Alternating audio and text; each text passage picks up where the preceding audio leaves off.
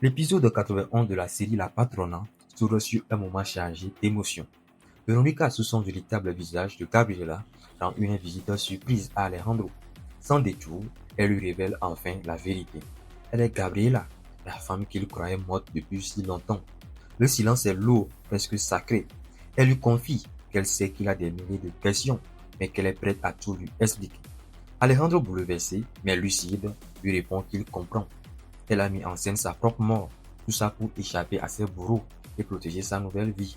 Au fond de lui, il n'a jamais douté.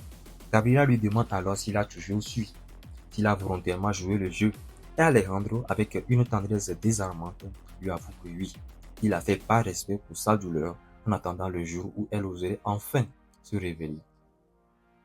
Leurs regards se croisent. Gabriela murmure qu'elle n'a jamais pu lui mentir. Alejandro se souvient, au début peut-être, mais dès qu'il l'a embrassée, il a tout compris, que c'était elle. À cet instant, il a remercié Dieu de l'avoir entendu, de l'avoir ramené à lui. Les larmes montent aux yeux de Gabriela. Elle n'a jamais pu le détester. Son amour pour lui a toujours été plus fort que tout. Mais en revanche, elle déteste tous ses proches, ceux qui lui ont volé sa vie. Alejandro tente de l'apaiser. Il la supplie de laisser tomber cette vengeance destructrice. Il lui dit qu'elle a déjà tout. Elle l'a lui. Dieu leur offre une seconde chance, une nouvelle vie. Et dans un élan irrésistible, il l'embrasse passionnément. Pendant ce temps, dans une autre maison, une scène tout aussi violente se joue. Patricia affronte Ricardo et lui crache ses vérités à la figure. Elle l'accuse de ses innombrables infidélités avec Inès. Elle lui révèle qu'elle avait accepté son impuissance, qu'elle s'était accrochée à lui parce qu'il paraissait un homme intègre, honnête. Mais Ricardo, d'une cruauté glaciale, la transperce de ses mots. Il lui dit qu'il couche avec Inès parce qu'elle a su réveiller sa virilité, ce que Patricia n'a jamais su faire. Blessée à mort, Patricia s'effondre en larmes et s'enfuit. Ce jour semble être celui des vérités brutales. De retour auprès d'Alejandro et Gabriela, les confidences continuent. Alejandro, encore bouleversé, lui demande pourquoi maintenant, pourquoi avoir choisi ce jour précis pour se dévoiler. Gabriela lui répond qu'elle ne pouvait plus lui mentir. Elle avait appris sa dispute avec sa mère et savait qu'il allait mal. Alors, elle a décidé d'apparaître à lui telle qu'elle est, sans masque, sans mensonge. Alejandro insiste, il veut savoir ce que sa mère et les autres lui ont fait subir. Gabriela hésite, elle lui dit que c'est trop douloureux, qu'il vaut mieux qu'il ignore ça.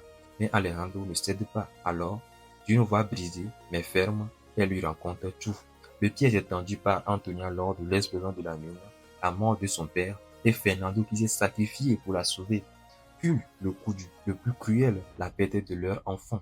Elle lui révèle que c'est Antonia elle-même qui a ordonné à Macario de la frapper dès son arrivée à l'hôpital psychiatrique pour la priver de leur bébé. Alejandro explose de rage, jurant de venger cette ignominie, de faire payer Macario, mais Gabriela le retient. Non, il n'y a aucune preuve. Lala ne croira jamais à cette vérité. Si elle le pouvait, elle aurait déjà tout fait pour obtenir justice.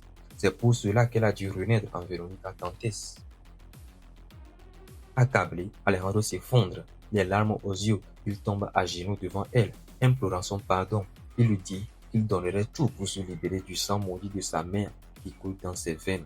Gabriela, avec courage, lui explique comment elle a bâti sa fortune, comment l'autre a été son ange, celui qui l'a aidé à s'échapper de l'asile. Soudain, le téléphone sonne. Constanza, à l'autre bout de la ligne, sa voix est tremblante. Elle annonce que Cecilia vient de perdre son bébé après un dîner chez Antonia. Gabriela est bouleversée, une autre vie détruite par cette sorcière implacable. Hannibal, de son côté, sombre dans un délire total après avoir reçu un appel de Constanza qu'il croyait morte. La confusion règne et la folie semble s'emparer de lui. Gabriela, elle, se précipite à l'hôpital pour soutenir Cecilia, mais David, son fils, s'enrage en la voyant poser des questions, car il commence à soupçonner sa grand-mère, la terrible Antonia.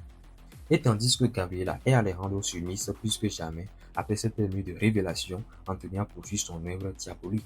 Elle manipule encore son petit-fils, lui murmurant que Cecilia n'est pas la femme qu'il lui faut. Comme toujours, le naïf se laisse convaincre, pliant face au venin de sa grand-mère.